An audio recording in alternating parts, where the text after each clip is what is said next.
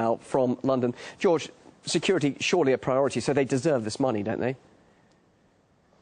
Well, they'll probably need every penny of it and more, because Britain is in very real, clear and present danger from terrorism, both from within and from without. But only a fool or a knave would seek to separate British foreign policy from that danger of terrorism. And the Mayor of London, I'm afraid, is a fool, and the Prime Minister is a knave. Only an idiot could imagine that, as Ken Livingstone just pointed out in that report, that if you go around the world invading and occupying other people's countries, that you're not going to generate a real danger to yourself, blowback, as Ken called it. But we've gone one step further now. In Syria, as before in Libya, we're actually giving guns and money to the very terrorist extremists who are attacking us on the streets of our own capital city. It must be a policy which virtually qualifies as insanity, and an insane policy at home is not going to keep people safe. So British foreign policy is responsible for that attack that we saw in Woolwich. Many would say it's surprising that there haven't been more attacks like that, though. Well, that's right, and I think the intelligence services have probably thwarted several. But you don't have to take my word for it. You have the video of the murderers in Woolwich themselves telling us why they were doing it.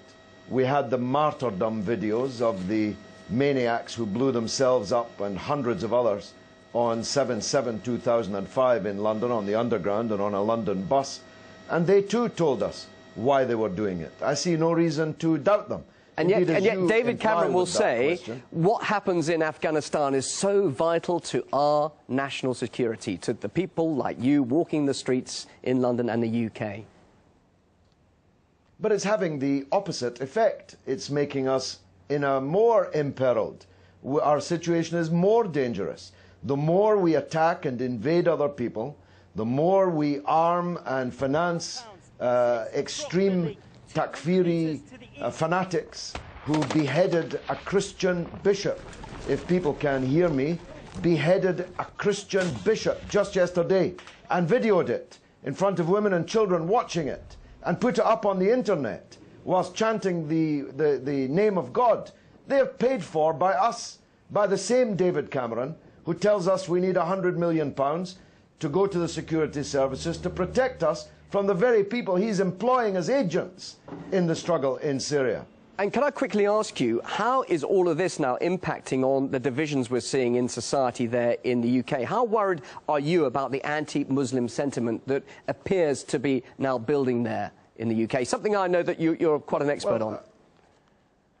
Well, I'm worried about it, but we shouldn't overestimate it.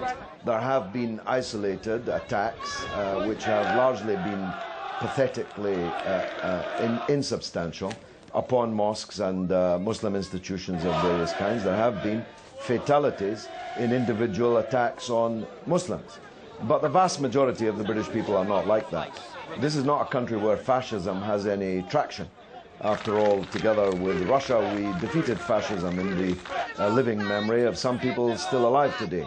So people in jackboots and giving Hitler salutes and wearing swastikas like the people who are doing these things are never going to find much traction in Britain. No, most British people, according to the opinion polls, blame the government. Only 11% of the British people in the last opinion poll support David Cameron's policy of arming and financing these fanatics in Syria. And even in the Iraq War, before we knew it was built upon a tower of lies, the majority of British people were against it. The problem is in the building behind me, where the boys in the bubble follow the leader, whatever he has to say.